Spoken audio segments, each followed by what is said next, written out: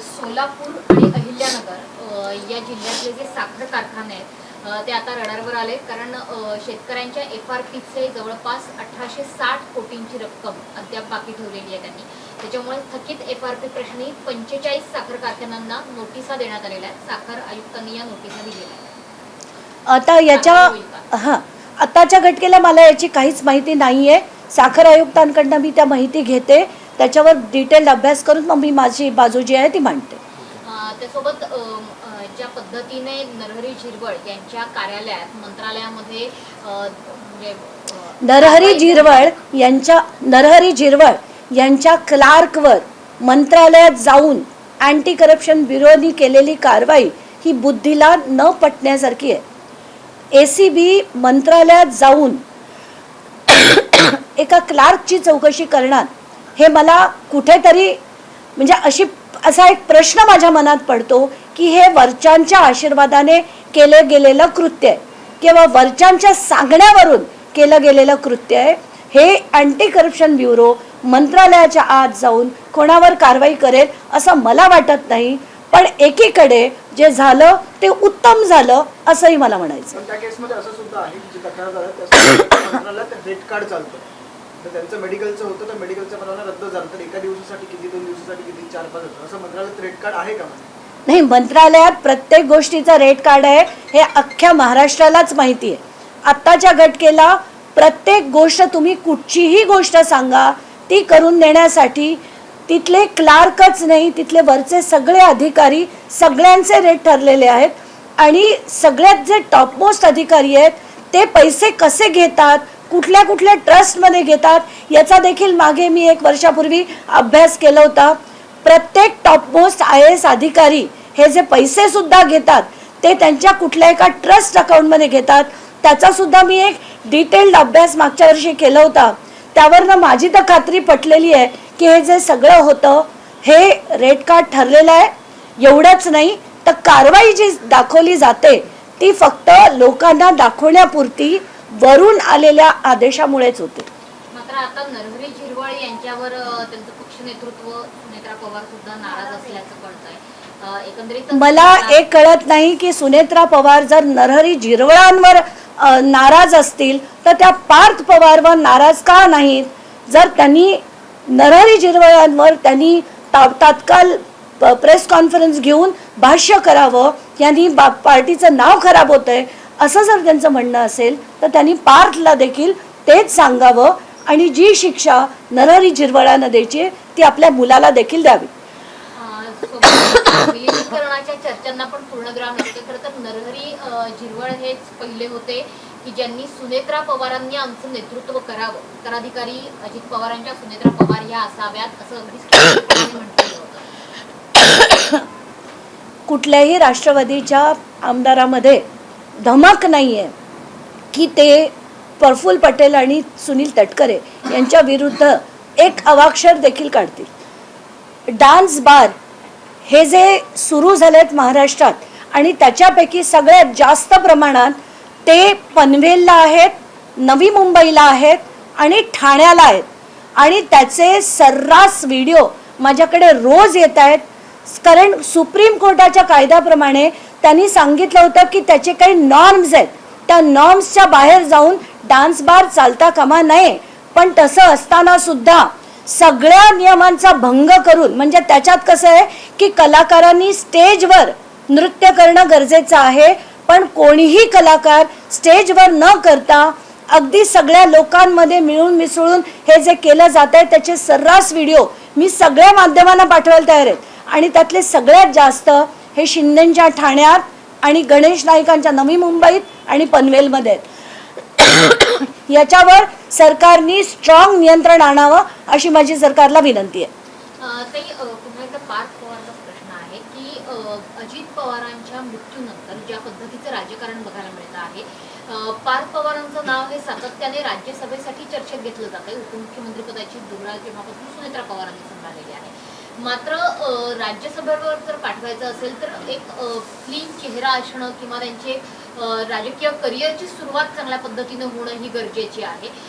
त्याकरता अशा पद्धतीने बातम्या जर पेरल्या जात असतील तर तुमचा अंगुली निर्देश नेमका कोणाकडे आहे की कोणाच्या फायद्यासाठी या बातम्या पेरल्या जातात, या बातम्या नेमकं कोण पेरतंय? थेट नाव सांगा. पहिलं म्हणजे पार्थ पवारचं नाव सुचवलं कोणी या प्रश्नाकडे पहिला आपण येऊया. मला जी माहिती मिळतेय ती पत्रकारांकडनं आणि तिथे उपस्थित असलेल्या लोकांकडनं, जवळजवळ 25 लोक तिथे उपस्थित होते, तेव्हा पहिलं नाव स्वतःचं आणि आईचं हे पार्थ पवारनी स्वतः सुचवलं की आईला उपमुख्यमंत्री पद द्यावं आणि पार्थ पवारला म्हणजे मला राज्यसभेवर पाठवावं असं पार्थ पवार स्वतः म्हणाले.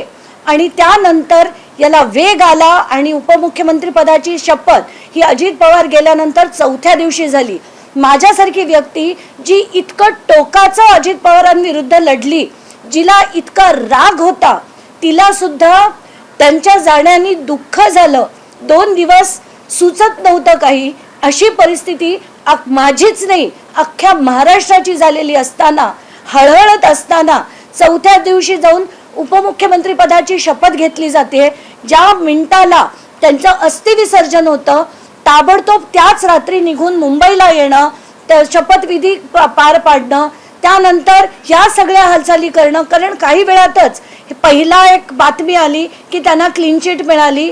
ती जेव्हा बावनकुळेंनी सांगितलं ही खोटी आहे, मी पत्रकार परिषद घेतली की खोटी आहे, त्यानंतर परत ही दुसरी बातमी आली.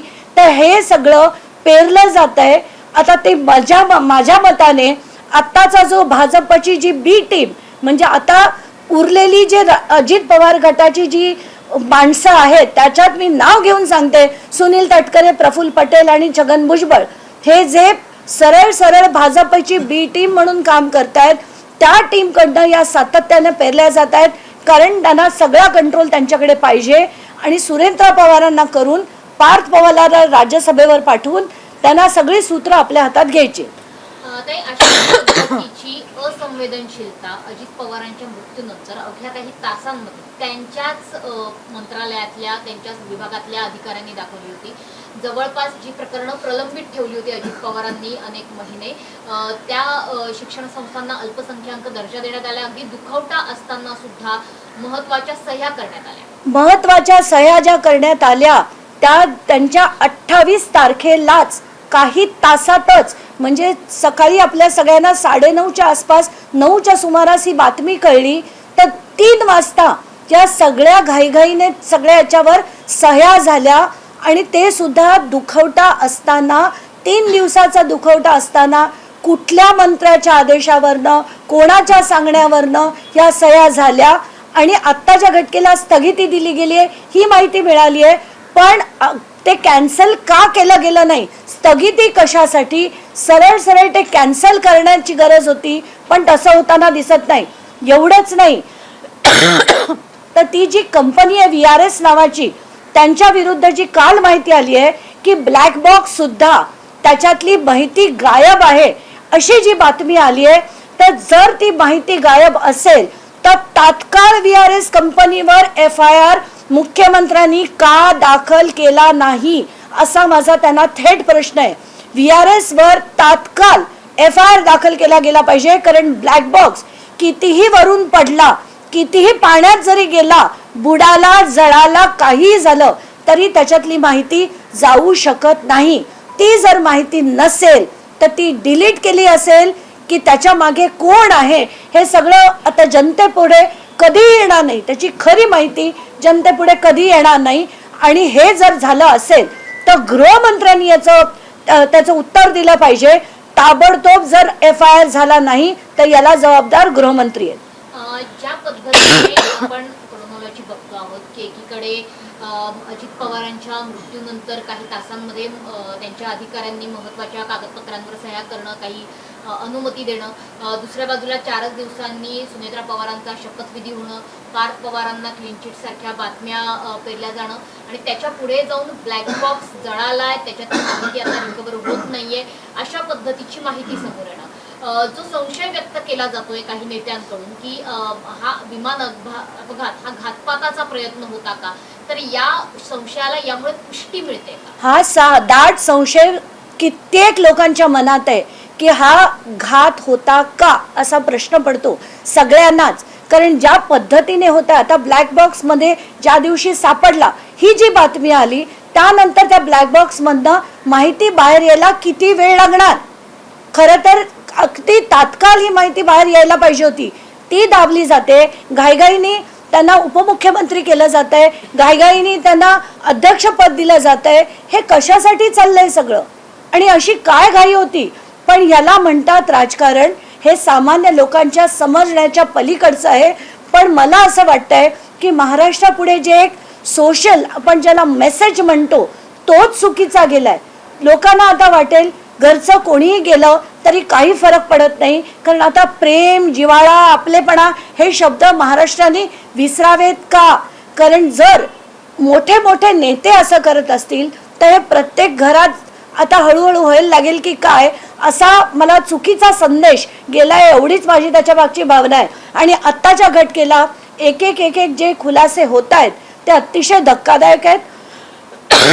उद्या देखील आणि काही खुलासे होणार आहेत. मला जी माहिती मिळतीये, ज्या 2 आणि कंपन्यांची माहिती मिळाली आहे ज्याच्यात काही प्लेन घेतली गेली आहेत, ज्याची माहिती ज्यावेळेस माझ्याकडे पूर्णपणे येईल तेव्हा मी त्याचा खुलासा देखील करेन. पण गृहमंत्र्यांनी स्वतः मुख्यमंत्र्यांनी याची दखल घेतलेली आहे का? त्यांच्याशी संपर्क करणार आहात का की या संपूर्ण प्रकरणाची, विशेषतः ब्लॅक बॉक्स? मला मुख्यमंत्र्यांना काही सांगून उपयोग नाही असं वाटतंय. आत्ताच्या घटनेला मी कुठलीही दखल ते घेतील असं मला वाटत नाही.